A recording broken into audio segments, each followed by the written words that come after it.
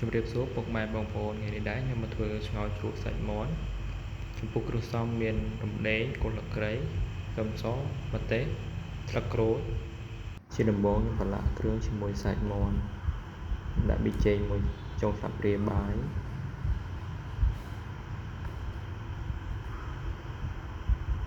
អំបិលមួយចុងស្លាបព្រាបាយស្ករសមួយចុងស្លាបព្រាបាយ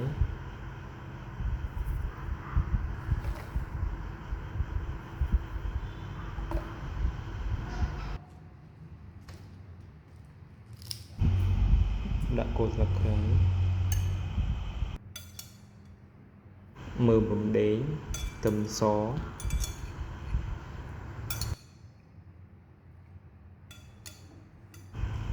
មានស្លឹកក្រូចសើច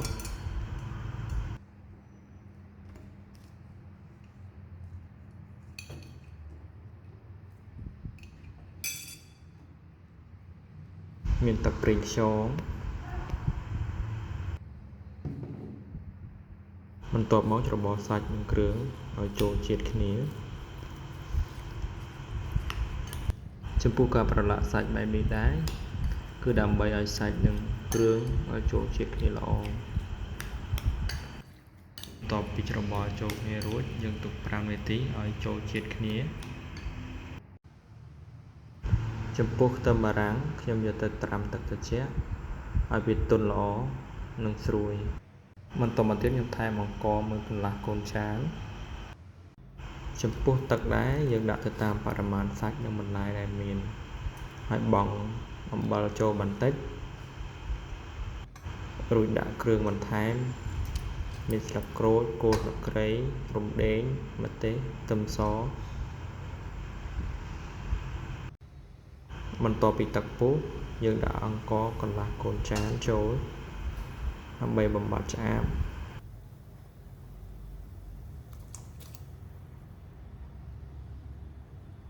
យើងដាក់អង្ករចូលរួចយើងគ្របទុកប្រហែល5នាទី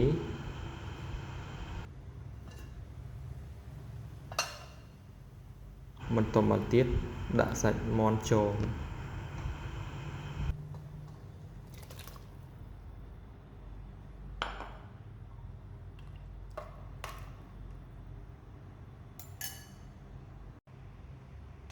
រួចយើងទុកប្រហែល5នាទីឲ្យទឹកពុះល្អ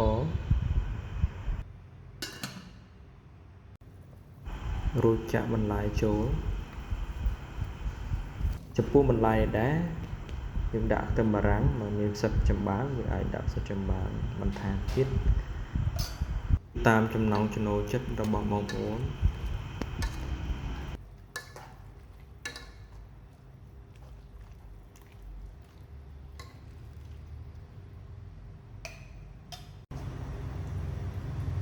រួចទុករងាស់ឲ្យពុះ